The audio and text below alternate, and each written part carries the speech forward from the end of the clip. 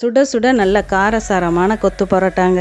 2 teaspoon கடலை எண்ணெய் விட்டு சூடானதும் சோம்பு 1 ஸ்பூன் போட்டு நல்லா தாளிச்சிட்டு 2 மீடியம் சைஸ் வெங்காயத்தை பொடுசாக நறுக்கி சேர்த்து வதக்கிட்டு ஒரு கைப்பிடி புதினா கொத்தமல்லி சேர்த்து அதையும் நல்லா வதக்கிக்கலாம். 2 பச்சை மிளகா கட் பண்ணி சேர்த்துக்கலாம். இஞ்சி பூண்டு பேஸ்ட்டு 1 டீஸ்பூன் சேர்த்து நல்லா வதக்கிட்டு ஒரு ரெட் கலர் கேப்சிகமை பொடுசாக நறுக்கி அதையும் சேர்த்துக்கலாம்.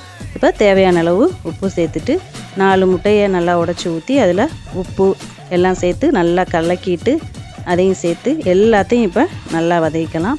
ஒரு தக்காளி பழத்தை அது சின்ன சின்ன சைஸாக கட் பண்ணி அதையும் சேர்த்துக்கலாம். 1 ஸ்பூன் குழம்பு மசாலா, 3 ஸ்பூன் மிளகாத்தூள், 1/2 ஸ்பூன் கரம் மசாலா சேர்த்து ஒரு 2 மினிட்ஸ் நல்லா வதக்கி விட்டுட்டு இப்போ கட் பண்ணி வச்ச 4 புரோட்டாவை சேர்த்து நல்லா கொத்துன்னு கொத்தி விட்டுட்டு கொஞ்சம் மல்லித்தலை சேர்த்து இறக்குனா சுட சுட காரசாரமான கொத்து பரோட்டா 10 மினிட்ஸில் ரெடிங்க.